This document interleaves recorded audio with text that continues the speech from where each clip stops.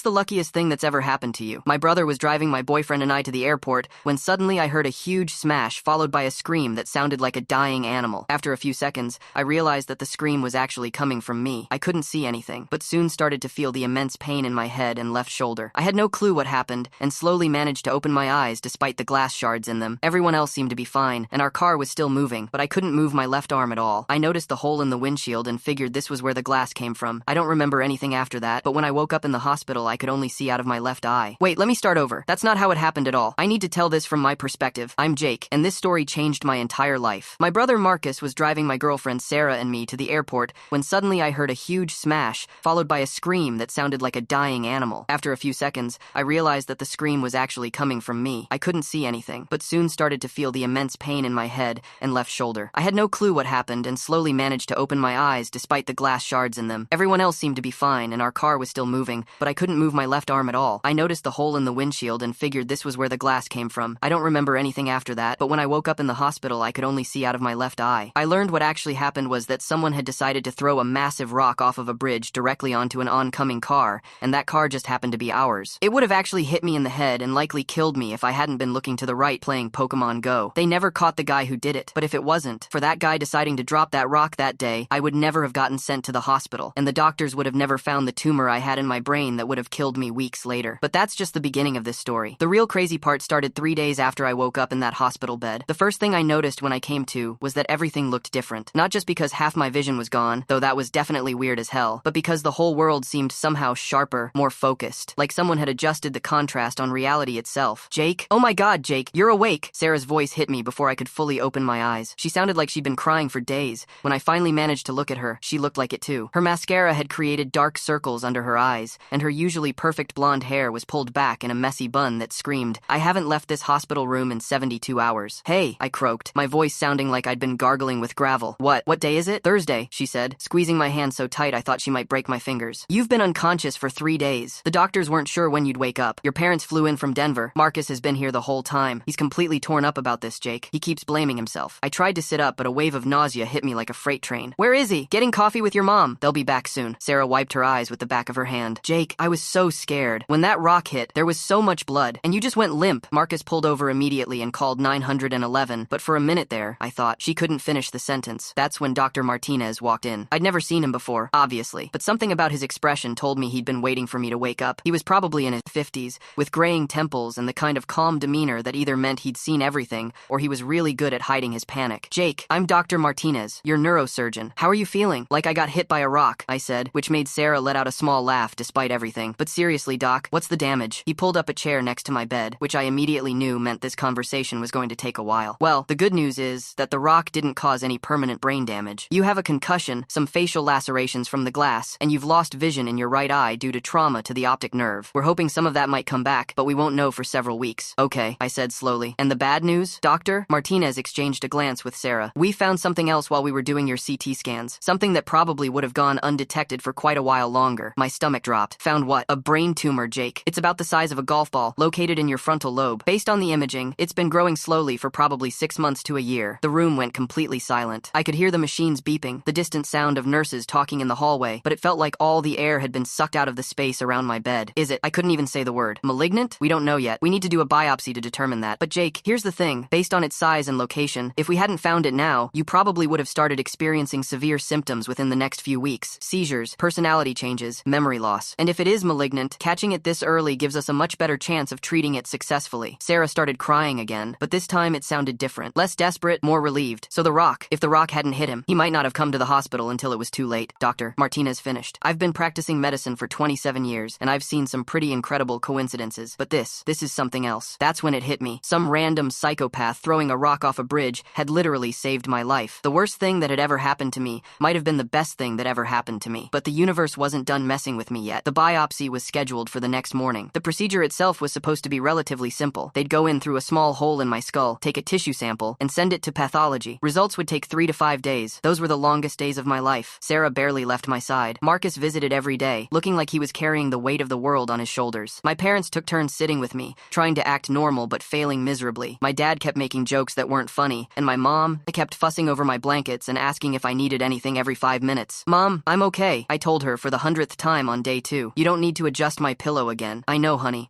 She sat down heavily in the chair next to my bed. I keep thinking about what could have happened if you'd been looking straight ahead when that rock hit, but I wasn't, I said firmly. I was playing Pokemon Go, of all things. There was a Snorlax that spawned right as we were going under that bridge. If I hadn't turned to catch it. A Snorlax saved your life, Marcus said from the doorway. He'd been doing that a lot lately, just appearing without warning, like he was afraid I might disappear if he wasn't constantly checking on me. Technically, a psychopath with a rock saved my life, I corrected. The Snorlax just happened to be in the right place at the right time. Marcus walked over and sat on the edge of my bed. Jake, I need to tell you something. I've been going crazy these past few days, thinking about what happened. I keep replaying it over and over. If I'd taken a different route to the airport, if I'd left 5 minutes earlier or later, if I'd been driving faster or slower. Marcus, stop. You couldn't have known. That's not what I'm getting at. He looked at Sarah, then back at me. I've been thinking about why we were even going to the airport that day. You remember why, right? Of course I remembered. Sarah and I were supposed to fly to Vegas for a long weekend. It was going to be our first real vacation together, and I'd been planning to propose. I had the ring and everything. It was sitting in my carry-on bag, which was probably still in Marcus's car. The trip, I said. Yeah, the trip. But do you remember why we were running late? I thought about it. We were supposed to leave at 2 p.m., but we didn't actually get in the car until almost 3. You got held up at work? Marcus shook his head. No, that's what I told you. But that's not what actually happened. Sarah and my mom both looked confused. I was starting to get a bad feeling about where this was going. What do you mean? I asked. Marcus took a deep breath. I got a phone call that morning from Lisa. Lisa, my ex-girlfriend. We dated for 2 years in college, and it had ended pretty badly about 6 months before I met Sarah. I hadn't heard from her since. She called you? Why? She was in town for work, and she wanted to meet up. She said she had something important to tell me about you. Something I needed to know before. He trailed off, glancing at Sarah again. Before what? Sarah asked, and I could hear an edge creeping into her voice. Before you guys got more serious. She said there were things about your relationship that I didn't know. Things that would change how I felt about you being with my brother. The room got very quiet again. I could feel my heart rate picking up, and one of the monitors started beeping faster. What did she tell you? I asked, though I wasn't sure I wanted to know. Marcus looked genuinely uncomfortable. She said that the reason you two broke up wasn't what you told everyone. She said you cheated on her multiple times, and that you'd probably cheat on Sarah too, because that's just who you are. That's not true, I said immediately. But even as I said it, I could feel doubt creeping in. Not doubt about what I'd done. I knew I'd never cheated on Lisa, but doubt about whether Marcus believed me. I know, Marcus said quickly. At least, I know that now. But that morning, when she called.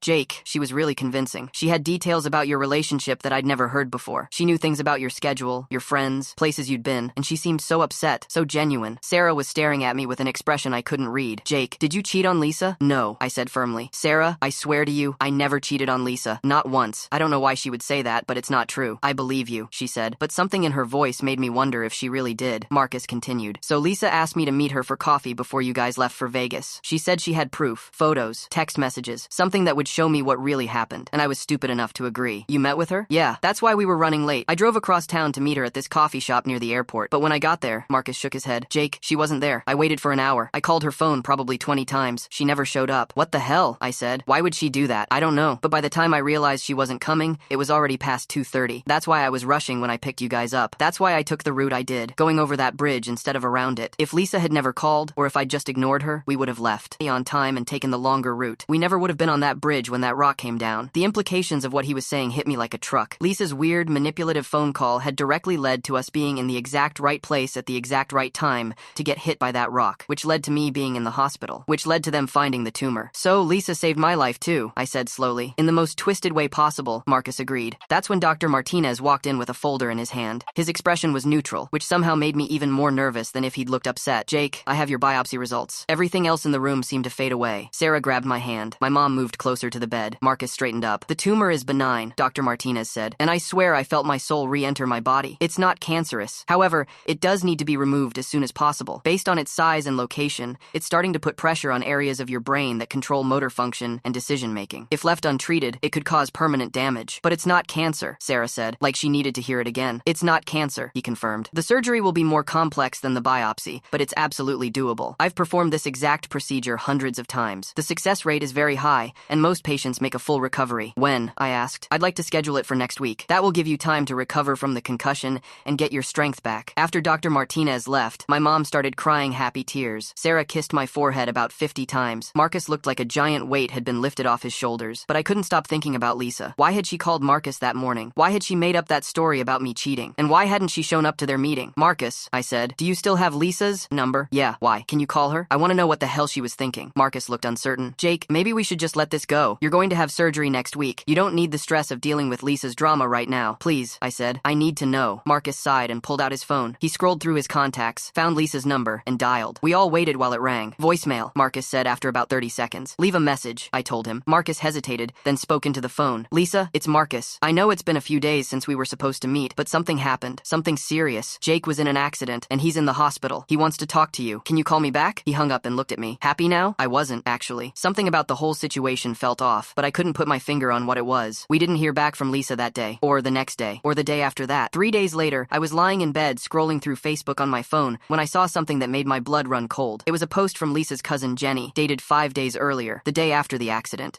Devastated to announce that my cousin Lisa passed away yesterday in a car accident. She was such a bright light in all our lives. The funeral will be held on Saturday. Please keep her family in your thoughts and prayers. I stared at the screen for a full minute, trying to process what I was reading. Lisa was dead. She had died the day after she called Marcus, which meant she died the same day Marcus was supposed to meet her for coffee. My hands were shaking as I called Marcus. What's up, Jake? Marcus, I need you to come to the hospital right now, and bring your laptop. Why? What's wrong? Just come, please. 30 minutes later, Marcus walked into my room with his laptop bag over his shoulder. Sarah had gone home to shower and change clothes, so it was just the two of us. What's this about? Marcus asked, setting up his laptop on the little table beside my bed. I need you to look something up for me. Lisa's cousin Jenny. She should be on Lisa's Facebook friends list. Marcus gave me a weird look but started typing. Okay, I'm on Lisa's profile. What am I looking for? Jenny posted something a few days ago about Lisa dying in a car accident. I want you to find that post and tell me what date it was posted. Marcus's face went pale. Jake, what are you talking about? Just find the post. It took him a few minutes of scrolling, but eventually he found it. Here it is. Jenny Miller posted. Oh shit. What? This was posted on Tuesday, the day after your accident. What does it say? Marcus read it out loud. Devastated to announce that my cousin Lisa passed away yesterday in a car accident. She was such a bright light in all our lives. The funeral will be held on Saturday. Please keep her family in your thoughts and prayers. We sat in silence for a long moment. Marcus, I said slowly, what time did Lisa call you on Monday morning? Around 10 a.m. Why? And what time did Jenny say Lisa died? Marcus looked at the post again. It doesn't give a specific time, but if Jenny posted this on Tuesday saying Lisa died yesterday, then Lisa died on Monday, after she called you. Yeah. Marcus was starting to look really uncomfortable. Jake, where are you going with this? I was quiet for a minute, trying to work out the timeline in my head. Marcus, I think Lisa might have been trying to kill herself. What? That's crazy. Why would you think that? Think about it. She calls you out of the blue with some story about me cheating, which we both know isn't true. She asks you to meet her, but then she doesn't show up. Later that same day, she dies in a car accident. What if it wasn't an accident? Marcus was shaking his head. Jake, you're reaching. People die in car accidents all the time. It doesn't mean she killed herself. But what if she did? What if calling you was her way of, I don't know, stirring up drama one last time before she ended things? What if she knew that by making us late, we'd have to take a different route to the airport? You're saying Lisa somehow knew we'd get hit by a rock? No, I'm saying maybe she didn't care what happened to us as long as it caused problems. Maybe she was hoping we'd miss our flight, or get in a fight, or something would go wrong with the trip. Marcus was looking at me like I'd lost my mind. Jake, that's insane. Even if Lisa was suicidal, which is a huge assumption, there's no way she could have predicted that we'd drive over that specific bridge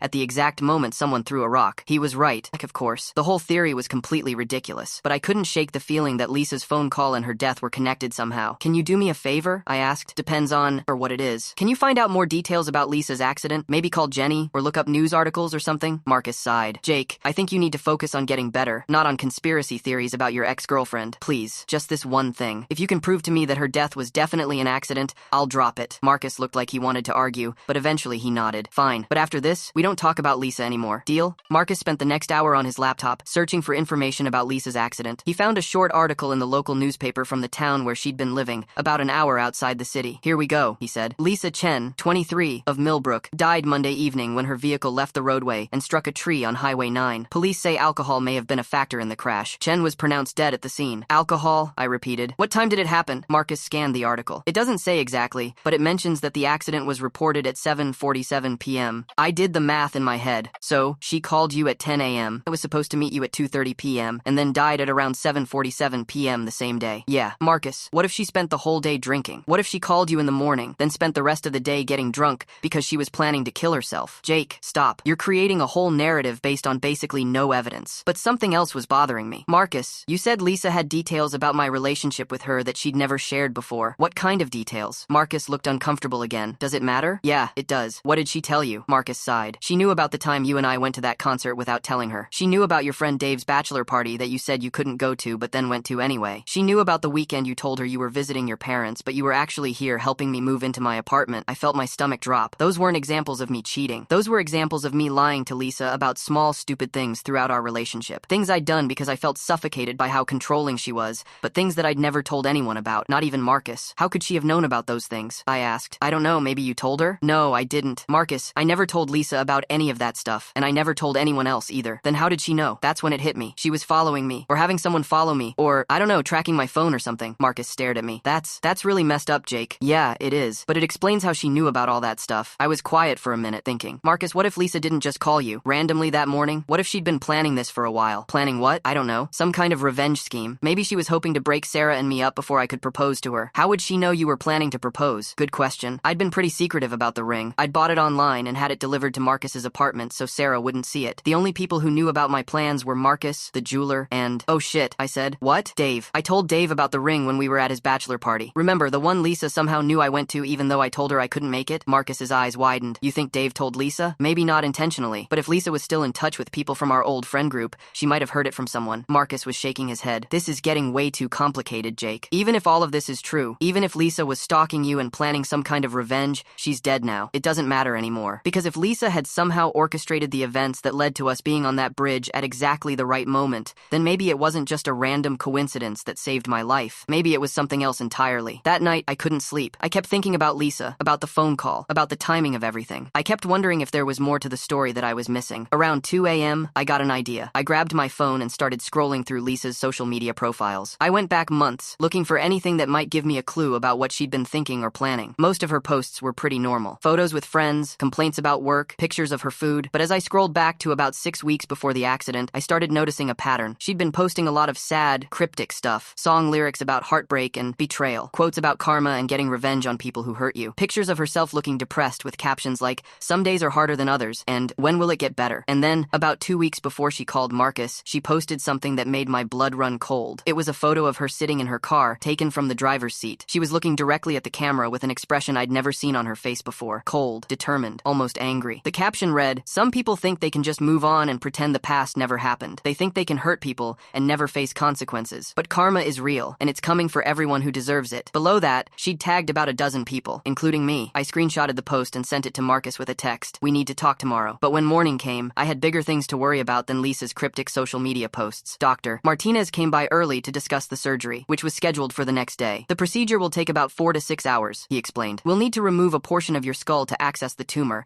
then carefully extract it while preserving the surrounding brain tissue. There are risks, as with any surgery, but the likelihood of complications is low." "What kind of risks?" Sarah asked. She'd been there since 6 a.m., looking like she hadn't slept much either. Bleeding, infection, damage to surrounding brain tissue that could affect motor function or cognition. "But Jake is young and healthy, and the tumor is in a location that's relatively easy to access." "Relatively easy," I repeated. "That's comforting." Martinez smiled. "I've been doing this for a long time, Jake. I'm confident we'll get good results." After he left, Sarah and I sat quietly for a while. I was thinking about showing her Lisa's social media post, but I didn't want to stress her out even more before the surgery. "You're going to be fine," she said eventually. "I know you are. I hope so." "Jake, can I ask you something?" "Of course. The ring that was in your carry-on bag. Were you planning to propose to me in Vegas?" I felt my face turn red. "How did you know about the ring?" "Marcus told me yesterday. He felt like I should know in case." She didn't finish the sentence. "In case I didn't make it through the surgery?" "Yeah." I took her hand. "Sarah, I was going to propose to you at the Bellagio fountains on Saturday night. I had it all planned out. Dinner at that fancy restaurant you love, then a walk around the fountains, and then..." I shrugged. "Well, you know." Sarah started crying, but she was smiling too. "You idiot. You could have died, and I would never have known how you felt about me. You know how I feel about you. I know you love me. But I didn't know you wanted to marry me." I squeezed her hand. "Sarah, I want to marry you. Rock to the head, brain tumor, missing eye, all of it, if you'll have me." She leaned down and kissed me. "Yes, you moron." "Of course, yes." That's when Marcus walked in carrying coffee and looking like he'd seen a ghost. "We need to talk," he said immediately. "Both of you." "What's wrong?" I asked. Marcus set down the coffee and pulled out his phone. "I got your text about Lisa's post, so I did some more digging into her social media. Jake, I found something else." He pulled up Lisa's Instagram account and scrolled back to about 3 months before the accident. "Look at this," he said, showing us a photo of Lisa standing on a bridge. The same bridge we'd been driving under when the rock hit us. The caption read, "Sometimes you have to go back to where it all started to figure out how it's going to end." Sarah and I stared at the photo in silence. "There's more," Marcus said. He scrolled to another post from about a month later. This one was a photo of our neighborhood, specifically the street where Marcus lived. "When did she take this?" I asked. Based on the timestamp, it was posted at 2 p.m. on a Tuesday. "Jake, weren't you at Marcus's apartment that day helping him fix his sink?" I thought back. back. Yeah, I think so. But how would Lisa know that? I don't think she knew. I think she was just watching, waiting to see when you'd be there. Sarah was looking back and forth between Marcus and me like we were speaking a foreign language. What are you guys talking about? You think Lisa was stalking Jake? Marcus showed her his phone. Look at these posts, Sarah. This is a pattern. She was tracking his movements, learning his schedule, figuring out when and where he'd be. Sarah scrolled through the photos. There were more. Pictures of the gym where I worked out, the restaurant where Sarah and I went for our first date, even the building where Sarah worked. This is really creepy, Sarah said, but I still don't understand what it has to do with the accident. And I looked at each other. I could tell he was thinking the same thing I was. Sarah, I said slowly, what if the rock falling wasn't random? What if Lisa somehow knew we'd be on that bridge at that exact time? That's impossible, Jake. You said yourself that some random person threw the rock. But what if it wasn't random? What if Lisa told someone to be there? Sarah stared at me. You think Lisa arranged for someone to throw a rock at your car? Maybe not specifically a rock, but maybe she arranged for something to happen to us on that bridge. Marcus was nodding. It would explain why she called me that morning. She needed to make sure we'd be running late so we'd take that route instead of the longer one. But she died that same day, Sarah pointed out. If she was planning to hurt you, why would she kill herself before seeing the results? That was a good question, and I didn't have a good answer. Unless, what if she didn't mean to kill herself? I said. What if the car accident was just that, an accident? What if she spent the day drinking because she was nervous about what she'd set in motion, and then she got too drunk to drive safely? Marcus was quiet for a long moment. There's only one way to find out for sure. What do you mean? We need to find out who threw that rock. The surgery was scheduled for 7 a.m. the next morning, which meant I had less than 18 hours to figure out if my ex-girlfriend had tried to have me killed. It sounds crazy when I put it like that, but at the time, it felt like the most important thing in the world. Marcus spent the afternoon calling the police department, trying to get more information about the investigation into the rock-throwing incident. Sarah stayed with me at the hospital, but I could tell she was freaking out about the surgery. Jake, even if Lisa did arrange for someone to throw that rock, what difference does it make now? She asked. She's dead. You're about to have major brain surgery. Can't we just focus on getting through tomorrow? She was right, of course, but I couldn't let it go. Sarah, if someone tried to kill me, I need to know, even if they're dead now. Why? Because what if there are other people involved? What if Lisa wasn't working alone? Sarah looked skeptical. You really think Lisa organized some kind of conspiracy to murder you? When she put it like that, it did sound pretty ridiculous, but I couldn't shake the feeling that there was more to the story. Around 4 p.m., Marcus came back with news. I talked to Detective Johnson, the guy who's been investigating the rock incident. He said they haven't made any arrests, but they do have some leads. What kind of leads? There were witnesses who saw someone on the bridge right before the rock was thrown, a jogger and a guy walking his dog. They both described seeing a young man, probably in his 20s, standing near the railing. But here's the interesting part. Both witnesses said the guy seemed to be waiting for something, like he was watching the traffic below. Did they get a description? Tall, thin, dark hair, wearing a black hoodie and jeans. The jogger said he looked nervous, kept checking his phone. Checking his phone, I repeated. Like he was waiting for a signal? That's what I was thinking. Sarah sighed. Okay, let's say you're right. Let's say Lisa arranged for this guy to throw a rock at your car. How did she find someone willing to commit attempted murder for her? That was another good question. Lisa hadn't been a criminal mastermind. She was a marketing coordinator at a small company who spent her free time posting Instagram photos of her coffee and complaining about her coworkers. But then I remembered something. Marcus, do you remember Lisa's brother, Tommy? Yeah, kind of. Why? Didn't he have problems with drugs? I remember Lisa mentioning that he owed money to some pretty dangerous people. Marcus's eyes widened. You think Lisa got Tommy to throw the rock? Maybe. Or maybe Tommy knew someone who would do it if Lisa offered to pay off his debts. This is insane, Sarah said. You guys are talking about this like it's a movie plot. Real people don't hire hitmen to throw rocks at their ex-boyfriends. But even as she said it, I could see doubt creeping into her expression. Because if Lisa really had been stalking me for months, if she really had been planning some kind of revenge scheme, then maybe she was capable of more than we'd given her credit for. Marcus pulled out his phone. I'm going to call Detective Johnson back and ask if they looked into Lisa's death as potentially connected to the rock incident. Marcus, don't, Sarah said. The last thing Jake needs right now is to get dragged into a police investigation the night before brain surgery. She was right. I had to be at the hospital at 5 a.m. for pre-surgery prep. I needed to get some sleep and try to stay calm, but I couldn't. Stop thinking about the guy in the black hoodie, checking his phone, waiting for the perfect moment to potentially end my life. Promise me something, I said to Marcus. After the surgery, when I'm recovered, we're going to figure this out. We're going to find out what really happened on that bridge. Marcus nodded. I promise. That night, I barely slept. Every time I closed my eyes, I saw Lisa's face. Not the way she looked in her recent photos, sad and angry and desperate, but the way she looked when we first started dating. Happy, innocent. I kept wondering what had happened to change her so much, and whether I was responsible for it. At 5 a.m., a nurse came to prep me for surgery. Sarah had spent the night in the chair next to my bed, and she looked exhausted. Marcus arrived with my parents just as they were getting ready ready to wheel me down to the operating room. "We'll all be here when you wake up," my mom promised, kissing my forehead. "See you on the other side, little brother," Marcus said. Sarah squeezed my hand. "I love you, Jake. Come back to me." "I love you too," I told her. "And Sarah, when I get out of here, we're going to Vegas. I still have a question to ask you." She laughed, even though she was crying. "I already gave you my answer, remember?" The last thing I saw before the anesthesia kicked in was Sarah's face, smiling despite her tears. I woke up 12 hours later feeling like I'd been hit by a truck, which, ironically, was better than how I'd felt after being hit by a rock. "Jake, can you hear me?" Dr. Martinez's voice sounded far away. I tried to open my eyes, but they felt incredibly heavy. Did it work? I managed to croak. "The surgery was a complete success. We removed the entire tumor with clear margins. No complications. You're going to be just fine." I felt a wave of relief wash over me. I was alive. The tumor was gone. Everything else could wait. But as the anesthesia wore off and my head cleared, the questions about Lisa came flooding back. And what I learned over the next few days would change everything I thought I knew about the accident, about Lisa, and about how close I'd actually come to dying. It started with a phone call Marcus received while I was still in recovery. Detective Johnson had new information about the rock throwing incident, and it was information that turned our theory about Lisa completely upside down. The young man in the black hoodie had been identified. His name was Tyler Morrison, and he was a 24-year-old construction worker with a history of drug problems and petty theft. The police had found him based on the witness descriptions and some security camera footage from a gas station near the bridge. But here's the thing. Tyler Morrison had never met Lisa Chen. He'd never even heard of her. So why did he throw the rock? I asked Marcus when he told me this news. "That's the weird part," Marcus said. According to his statement, he didn't. He mean to throw it at our car specifically. He was just throwing rocks off the bridge for fun. He said he'd been drinking and was feeling destructive. Our car just happened to be in the wrong place at the wrong time. I stared at Marcus.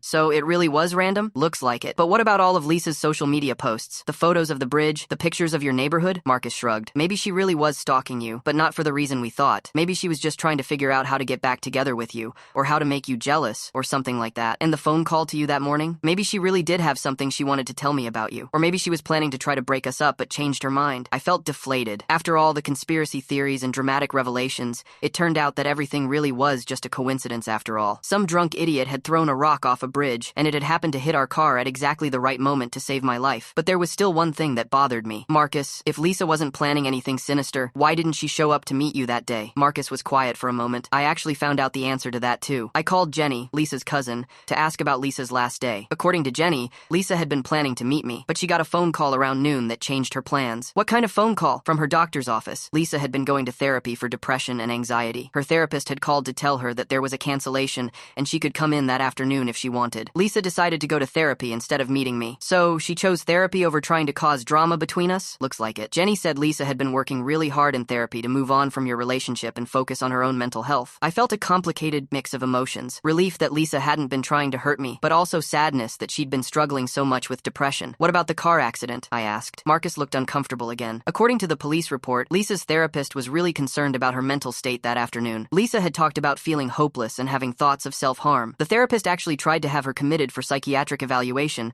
but Lisa left the office before the paperwork could be processed. And then she got drunk and drove into a tree. Yeah, we sat in silence for a while. The truth was somehow both better and worse than what we'd imagined. Lisa hadn't been trying to kill me, but she had been so depressed that she'd ended up killing herself, either intentionally or accidentally. "Marcus," I said eventually, "do you think this is my fault? Lisa's death, I mean?" "No," he said immediately. "Jake, Lisa was dealing with mental health issues that had nothing to do with you. You can't blame yourself for her choices." Intellectually, I knew he was right, but emotionally, I couldn't help wondering if I could have done something different when we were dating. If I'd been more honest with her instead of lying about stupid stuff. If I'd tried harder to help her when she was clearly struggling. Besides, Marcus continued, if you want to look at it from a cosmic perspective, Lisa's phone call to me that morning is still the reason you're alive. Even if she wasn't trying to hurt you, her call made us late, which put us on that bridge at the exact right moment. In a weird way, Lisa saved your life even though she didn't mean to. That was a strange thought. Lisa, in her final act before ending her own life, had inadvertently set in motion the chain of events that saved mine. Over the next few days, as I recovered from surgery, I found myself thinking about Lisa a lot. Not the Lisa I'd been imagining,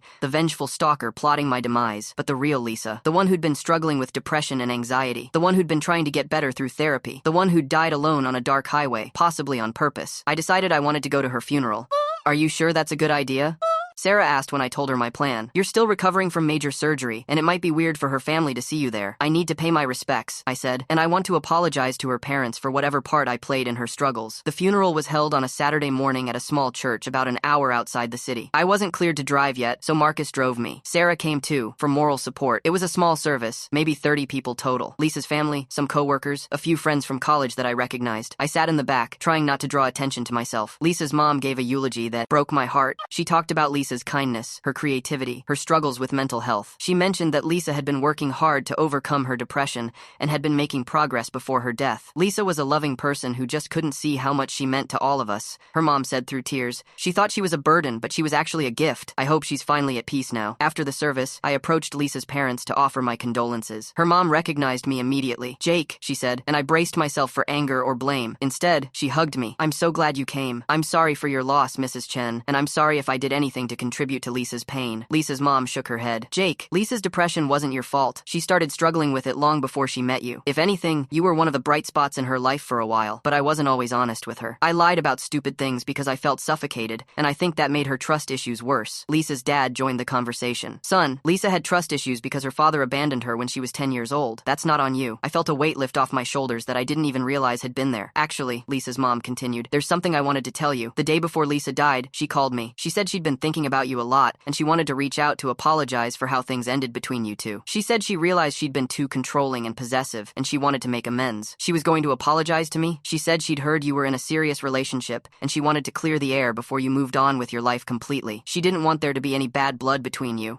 That hit me like a punch to the gut. Lisa's phone call to Marcus hadn't been about causing drama or breaking up Sarah and me. It had been about making peace. What do you think she wanted to tell Marcus? I asked. Lisa's mom smiled sadly. Probably just that she was sorry for the way things ended and that she hoped you'd be happy. Lisa was a good person, Jake. She just got lost for a while. The drive home was quiet. I sat in the passenger seat, processing everything I'd learned. Lisa hadn't been my enemy. She'd been a troubled young woman who'd been trying to get her life together, and she died just as she was starting to make progress. You okay? Sarah asked from the back seat. Yeah, I said. I think I am. 3 weeks later, I was cleared to return to normal activities. My vision was still impaired in my right eye, but the doctors said there was a chance it might improve over time. The headaches from the surgery were mostly gone, and cognitively, I felt sharper than I had in months. Apparently, the tumor had been affecting my thinking more than I'd realized. Sarah and I decided to reschedule our Vegas trip. I still had a ring to give her after all. But first, I wanted to do something else. I wanted to find Tyler Morrison, the guy who'd thrown the rock. Why? Marcus asked when I told him my plan. I want to understand what happened that day from his perspective. I want to know what he was thinking, what he was feeling. I want to thank him. Thank him? Jake, he nearly killed you, but he didn't kill me. And because of what he did, the doctors found my tumor. Tyler Morrison saved my life, even though he didn't mean to. It took some detective work, but I eventually tracked down Tyler's address. He lived in a rundown apartment complex on the other side of town. I drove over there on a Tuesday afternoon, not sure what I was going to say or how he'd react to seeing me. Tyler answered the door looking like he hadn't slept in days. He was thin and pale, with the jittery demeanor of someone dealing with addiction or withdrawal. When he saw me, his face went white. Oh shit, he said. You're the guy from the car. Yeah, I said. I'm Jake. Can we talk? Tyler looked around nervously, like he was expecting police to jump out of the bushes. Are you here to press charges or something? Because I already talked to the cops, and they said, I'm not here to press charges, I interrupted. I just want to talk. Tyler hesitated, then stepped aside to let me in. His apartment was small and messy, with empty beer bottles and fast food containers scattered around. It looked like the home of someone whose life was falling apart. Look, man, I'm really sorry about what happened, Tyler said as we sat down on his couch. I was drunk and stupid, and I didn't mean to hurt anyone. I was just, I don't know, I was having a really bad day and I wanted to break something. What made it such a bad day? Tyler was quiet for a moment. I just lost my job, construction work, you know. I'd been clean for 3 months, really, trying to get my shit together, but then I got laid off because the project got canceled. I was behind on rent, behind on everything. I felt like no matter how hard I tried, I couldn't catch a break. So you went to the bridge to blow off steam? I went there to jump. The words hung in the air between us. I stared at Tyler, not sure I'd heard him correctly. You were going to kill yourself? That was the plan. Yeah, I'd been thinking about it for weeks. That bridge seemed like a good spot, high enough to get the job done, not too busy so no one would try to stop me. But you didn't jump. Tyler shook his head. I stood up there for like an hour, trying to work up the courage, but I kept chickening out. Finally, I got frustrated and started throwing rocks instead, just to do something, you know? To feel like I had some control over something, even if it was just gravity, and one of those rocks hit our car. Yeah, I saw your car get hit, saw it swerve. I thought I'd killed someone. I ran home and spent the next 2 days waiting for the police to show up. Tyler, what you did probably saved my life. He looked at me like I was crazy. What do you mean? I told him about the tumor, about how the accident had led to its discovery, about how close I'd come to dying without ever knowing I was sick. Tyler listened without interrupting. When I finished, he was quiet for a long moment. So, you're not mad at me? He asked finally. I'm grateful to you, I said honestly. I know you didn't mean for any of this to happen, but your rock probably added years to my life. Tyler started crying then. Not just a few tears, but deep, body-shaking sobs. I'm sorry, he said when he could speak again. It's just, I felt so guilty about what I did. I kept thinking about how I could have killed you, how I could have ruined your life and the lives of everyone who loved you. I almost killed myself for real a few days after it happened,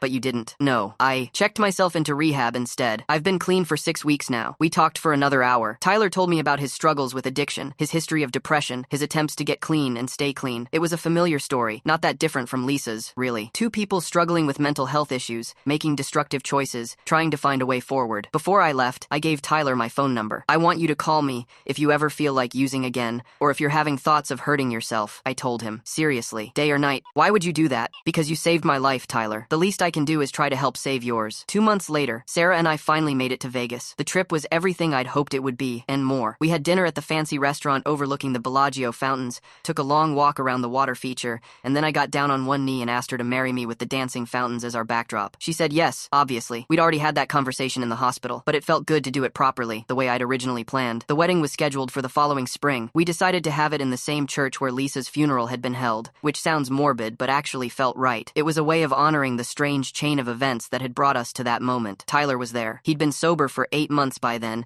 and had gotten a new job working for a landscaping company. He was doing well, all things considered. He'd even started dating someone, a woman he'd met in his support group. Marcus was my best man, of course. In his speech, he talked about how sometimes the worst things that happen to us end up leading to the best things. It was cheesy, but it was also true. My parents flew in from Denver. Sarah's family came from Portland. It was a small wedding, but it was perfect. The only person missing was Lisa. I thought about her that day, about the phone call that had set everything in motion. I wondered what would have happened if Marcus had ignored her call, if we'd left for the airport on time, if we'd taken the longer route. Would the tumor have been found in time? Would I have lived long enough to marry Sarah? There's no way to know, of course. But I like to think that Lisa, wherever she is, would be happy knowing that her final act on Earth helped save a life and bring two people together. The reception was held at a small restaurant downtown. We danced, we ate cake, we celebrated with our friends and family. It was exactly the kind of wedding Sarah had always dreamed of. Intimate, personal, filled with people who really mattered to us. During our first dance, Sarah looked up at me and smiled. Do you ever think about what would have happened if that rock had never been thrown? She asked. All the time, I admitted. But then I remember that it did happen, and it led to this moment, and I can't imagine wanting things to be any different. Even with the tumor, even with losing vision in your eye, even with all of that, because I'm alive, Sarah. I'm here, I'm healthy, and I'm married to the woman I love. Everything else is just details. The rest of the evening passed in a blur of congratulations and well wishes. We cut the cake, threw the bouquet, said goodbye to our guests. Finally, it was just Sarah and me, alone in our hotel room, officially married. So what now, Mr. Peterson? Sarah asked, taking off her wedding dress. Now we go on our honeymoon, Mrs. Peterson, and then we go home and start our life together. Sounds perfect. We flew to Hawaii the next morning for 2 weeks of beaches, mai tais, and newlywed bliss. It was the first real vacation I'd taken since the accident, and it felt incredible to just relax and not think about hospitals or tumors or rocks flying through windshields. On our last night in Maui, we were sitting on the beach watching the sunset when Sarah brought up something I'd been wondering about for months. Jake, do you think we would have gotten married if the accident hadn't happened? I thought about it for a minute. I think we would have eventually. Maybe not as soon, but yeah. Why do you ask? I don't know. Sometimes I wonder if going through something that traumatic together made us feel closer than we actually were. Like, maybe we got engaged because we were scared of losing each other, not because we were actually ready to get married. It wasn't an unreasonable concern. We'd been dating for less than a year when I bought the ring. Under normal circumstances, that might have seemed rushed. Do you regret it? I asked. No, she said immediately. I love you, and I want to be married to you. I'm just wondering if we would have taken more time to think about it, if we hadn't been forced to confront mortality so directly. Maybe, I admitted. But Sarah, I knew I wanted to marry you before the accident happened. That's why I bought the ring. The tumor just made me realize that life is short and unpredictable, and when you know something is right, you shouldn't wait. Sarah smiled and leaned against my shoulder. I'm glad we didn't wait. Me too. We flew home to start our married life together. We moved into a bigger apartment, combined our stuff, argued about whose turn it was to do the dishes. Normal married people stuff. I went back to work at the engineering firm where I'd been employed before the accident. My boss had held my job for me during my recovery, which I was grateful for. The work was challenging and engaging, and it felt good to use my brain for something productive. Sarah started her own marketing consulting business, working with small companies who couldn't afford to hire a full-time marketing team. She was good at it, and it gave her the flexibility she wanted. 6 months after our wedding, I got a call from Tyler. He'd been sober for over a year by then, and was doing really well. He'd gotten promoted at work and was thinking about going back to school. But that wasn't why he was calling. Jake, I need to tell you something, he said. Something I should have told you a long time ago. What is it? The day I threw that rock. I lied to you about something. I felt my stomach drop. What do you mean? I told you I was up there to kill myself, and that was true. But I also told you that throwing rocks was just me acting out because I was frustrated. That wasn't the whole truth. Tyler, what are you talking talking about? Tyler took a deep breath. Jake, I was aiming for your car. The world seemed to stop spinning. What? Not your car specifically. I didn't know who you were, but I was aiming for cars. I thought if I could cause a big enough accident, if I could hurt someone badly enough, maybe I'd get arrested and sent to prison, and then I wouldn't have to kill myself because my life would be over anyway. I sat down heavily on my couch. Tyler, I know how fucked up that sounds. I was in a really dark place, Jake. I wasn't thinking straight. I figured if I was going to die anyway, maybe I could take someone else with me. Someone who probably had a better life than I did. I didn't know what to say. The man who I'd been thinking of as my accidental savior had actually been trying to hurt me, or hurt someone anyway. Why are you telling me this now? I asked. Because I can't live with the lie anymore. My sponsor says that recovery means being honest about everything, even the things that make you look like a monster. And Jake, what I did was monstrous. I tried to hurt innocent people because I was in pain. That's not okay, no matter what I was going through. We talked for another hour. Tyler was crying by the end of it, apologizing over and over again. He offered to turn himself in to the police to confess to attempted murder. Tyler, don't do that, I said. You're sober now. You're getting your life together. You're not the same person who stood on that bridge. But I could have killed you, Jake. I could have killed your girlfriend, your brother. I could have destroyed multiple families because I was feeling sorry for myself. But you didn't kill anyone. And Tyler, if you hadn't thrown that rock, I would be dead right now. I know your intentions weren't good, but the outcome was, you saved my life. That doesn't make what I did okay. No, it doesn't. But it means something. It means that even when people do terrible things for terrible reasons, sometimes good can still come out of it. Tyler was quiet for a long moment. I don't deserve your forgiveness. Maybe not, but I'm giving it to you anyway. After we hung up, I sat on my couch for a long time, processing what I'd learned. Tyler's confession changed the story completely. It wasn't a random act of drunken stupidity that had saved my life. It was an intentional act of violence that had accidentally saved my life. I didn't tell Sarah about Tyler's confession right away. I needed time to think about it, to figure out how I felt about it. On one hand, I was angry. Tyler had tried to hurt me, or hurt someone like me, for no reason other than his own pain. That was unforgivable. On the other hand, he was clearly a different person now than he'd been that day on the bridge. He was sober, employed, in therapy, making amends. He'd called to confess something he could have kept secret forever. That had to count for something. And ultimately, his intentions didn't change the outcome. I was alive because of what he'd done. My marriage existed because of what he'd done. In a weird way, his act of intended violence had created more love in the world. A few weeks later, Sarah and I found out we were pregnant. It was unexpected. We'd been planning to wait at least another year before trying to have kids. But sometimes life has other plans. Are you happy? Sarah asked as we stared at the positive pregnancy test. Terrified, I said honestly. But yeah, I'm happy. Me too. We decided to name the baby Lisa if it was a girl. It felt like the right way to honor the woman whose phone call had set everything in motion. If it was a boy, we'd name him Marcus, after the brother who'd driven us to our destiny that day. The baby was born on a Tuesday in March. A girl, Lisa Peterson, 7 pounds, 3 ounces, with Sarah's blue eyes and what the nurses swore was my stubborn chin. Holding her for the first time, I thought about all the random events that had led to this moment. Lisa's depression and suicide, Tyler's addiction and attempted violence, a drunk driver throwing a rock with malicious intent, a brain tumor growing silently in my head, a Pokemon appearing on my phone at exactly the right moment. Any one of those things happening differently, and this little girl wouldn't exist. It was overwhelming to think about. The interconnectedness of everything, the way that pain and joy and love and loss were all tangled up together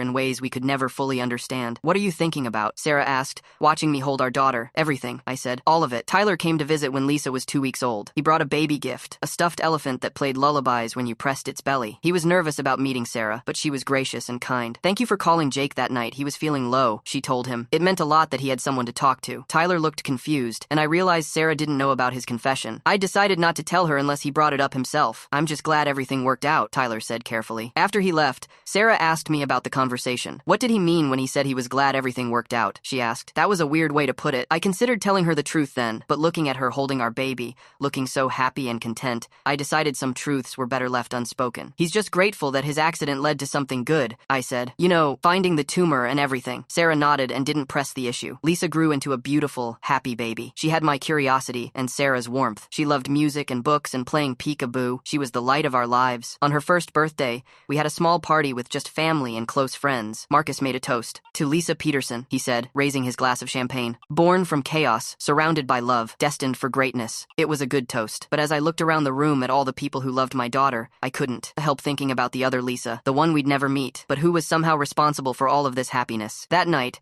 after the guests had gone home and Sarah and the baby were asleep, I went outside and looked up at the stars. I said a prayer for Lisa Chen, thanking her for the unintentional gift she'd given us. I said a prayer for Tyler Morrison, hoping he'd stay sober and find peace. I said a prayer for random acts of violence that somehow create love, and for the mysterious ways that pain can transform into joy. And then I went inside to my sleeping family, grateful for every chaotic, unpredictable, beautiful moment that had led me to them. Life is strange that way. The worst day of your life can also be the best day of your life, depending on how you look at it. A rock thrown in anger can save a life. A phone call made in desperation can create a family. Sometimes the person trying to hurt you ends up being the person who saves you, and sometimes the person you think was trying to hurt you was actually trying to save themselves and saved you by accident. I don't understand it all. I probably never will, but I'm grateful for it anyway. 3 years later, Sarah gave birth to our son. We named him Marcus, as planned. He looked exactly like his big sister, except with more hair and a tendency to cry at 3 a.m. Tyler was doing well. He'd graduated from community college with a degree in addiction counseling and was working at a rehabilitation center, helping other people who were struggling with the same demons he'd faced. He'd been sober for 4 years. He still called me sometimes, usually on the anniversary of the accident. We'd talk about how our lives had changed, about second chances, about the strange ways the universe worked. Do you ever regret it? Do you ever regret it? He asked me during one of these calls. Finding out the truth about what I was trying to do that day? I thought about it. No, I think I needed to know. It helps me understand the full picture. And you're not angry? I was, for a while. But Tyler, you were sick that day. You weren't in your right mind. The person you are now would never throw a rock at a car full of innocent people. No, he wouldn't. But I'm still responsible for what the old me did. Yes, you are. But you're also responsible for who you've become since then. And I'm proud of who you've become.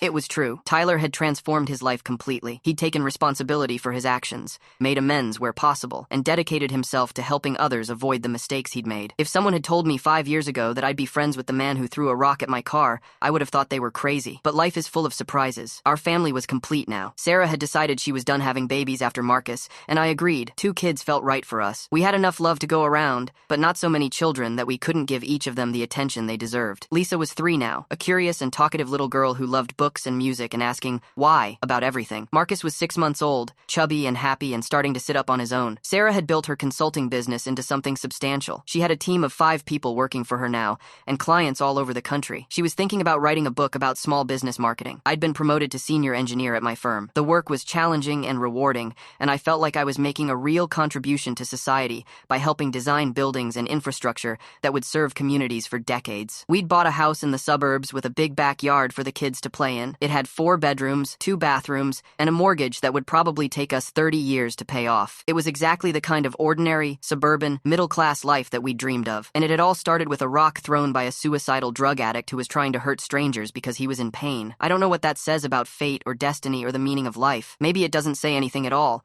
Maybe it's just a weird coincidence that happened to work out in our favor. But I prefer to think it means something. I prefer to think that even in our darkest moments, even when we're trying to cause harm, we're still capable of accidentally creating something beautiful. Tyler's rock didn't just save my life. It created 2 new lives, Lisa and Marcus. It led to a marriage, a business, a home, a family. It led to Tyler getting sober and finding his purpose helping other addicts. It led to me appreciating every day I have with the people I love. One act of intended violence created ripples of love that are still spreading outward, touching lives in ways we'll probably never fully understand. That has to mean something, right? On a quiet Sunday morning, 6 months after Marcus was born, I was sitting on our back porch, watching Sarah play with the kids in the yard. Lisa was pushing her baby brother on the swing set we'd installed the week before. Marcus was giggling and reaching for the leaves on the oak tree overhead. It was a perfect moment. The kind of moment that makes you forget about all the pain and chaos and confusion in the world. The kind of moment that makes you believe in goodness and second chances and the possibility that everything happens for a reason. My phone rang. It was Tyler. Hey Jake, I hope I'm not interrupting anything. Just watching my family play in the backyard. What's up? I wanted to let you know that I'm getting married next month. Tyler, that's amazing. Congratulations. Thanks. Her name is Amy. I met her in group therapy 2 years ago. She's been sober for 3 years now. We've been taking it slow,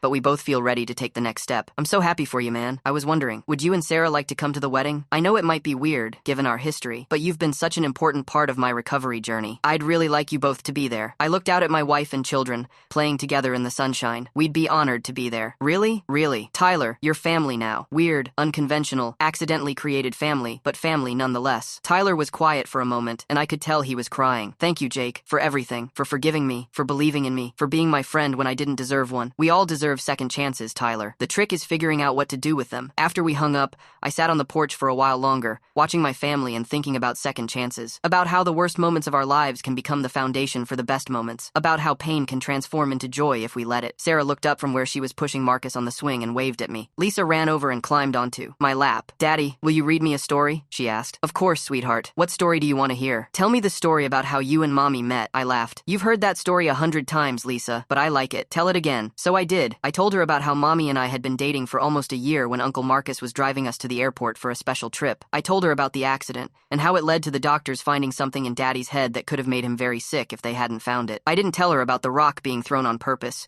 or about Tyler's original intentions, or about Lisa Chen's depression and suicide. She was 3 years old. There would be time for those complicated parts of the story when she was older. For now, it was enough to tell her that sometimes bad things happen that turn out to be good things in disguise. That Mommy and Daddy might never have gotten married if it wasn't for that accident, which means she and Marcus might never have been born. So the accident was good? Lisa asked, confused by the moral complexity of it all. The accident was scary and painful, I said carefully, but the things that happened because of the accident turned out to be very good. Lisa nodded solemnly, as if this made perfect sense to her 3-year-old mind. I'm glad you had the accident, Daddy, she said finally. Me too, sweetheart, me too. Later that evening, after the kids were in bed, Sarah and I were sitting on the couch watching TV when she brought up something I'd been thinking about too. Jake, do you think we should tell the kids the whole truth about the accident someday? About Tyler's real intentions? About Lisa Chen? About all of it? I thought about it. Yeah, I think we should. When they're old enough to understand it, I think it's important for them to know that their existence came out of some really dark moments in people's lives, and that even when people do terrible things, good can still come from it. That's a heavy lesson for kids. It's a heavy lesson for adults too, but I think it's an important one. Sarah curled up next to me on the couch. I'm glad we found each other, Jake. Even though it happened in such a weird way. Me too. I can't imagine my life without you and the kids. Even with everything you went through, the surgery, losing vision in your eye, all of it, especially because of everything I went through, it made me appreciate what we have. We sat in comfortable silence for a while, watching some mindless TV show and just enjoying each other's company. Outside, it started to rain, a gentle spring shower that would help the flowers in our garden grow. I thought about Tyler and Amy, preparing for their wedding. I thought about Lisa Chen, who would have been 27 now if she'd lived. I thought about the strange web of connections that had brought all of us together and apart and together again. Life is messy and complicated and full of unexpected turns. People hurt each other, sometimes intentionally and sometimes by accident. People save each other, sometimes intentionally and sometimes by accident. Love grows in the most unlikely places. Hope survives in the darkest moments. 6 years ago, I was just a guy with a girlfriend, planning a proposal in Vegas. Now I'm a husband and father, a cancer survivor, a friend to the man who once tried to kill me. I have scars and stories and a deep appreciation for how quickly everything can change. The luckiest thing that ever happened to me was getting hit by a rock thrown by someone who wanted to hurt me. That sentence shouldn't make sense, but somehow it does. Tyler got married 3 weeks later. Sarah and I drove to his wedding with both kids in tow. It was a small ceremony at a community center, with maybe 50 people in attendance. Most of them looked like they were in recovery from something: addiction, depression, trauma.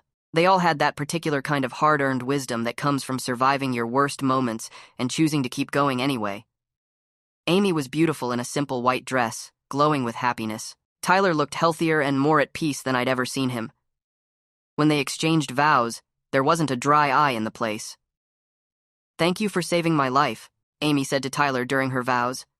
"Not by throwing rocks at cars," she added with a laugh, "but by showing me that people can change, that love is possible even after we've done terrible things, and that every day we wake up is a chance to be better than we were yesterday."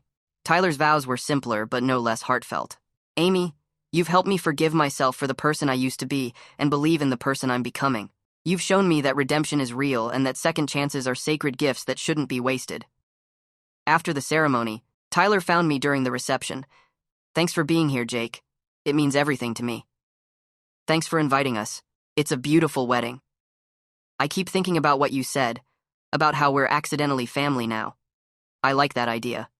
"Good, because you're stuck with us now. Uncle Tyler has a nice ring to it, don't you think?" Tyler grinned. "Uncle Tyler, I like that." Lisa, who was now 4 and incredibly social, had spent most of the reception charming Tyler's extended family and wedding guests. She had no idea who Tyler really was or what he'd done, but she seemed to sense that he was important to us. "Daddy," she said, tugging on my sleeve, "can Uncle Tyler come to my birthday party next month?" I looked at Tyler, who was beaming. "I think Uncle Tyler would love that." "What do you say, Uncle Tyler?" "I wouldn't miss it for the world, Lisa."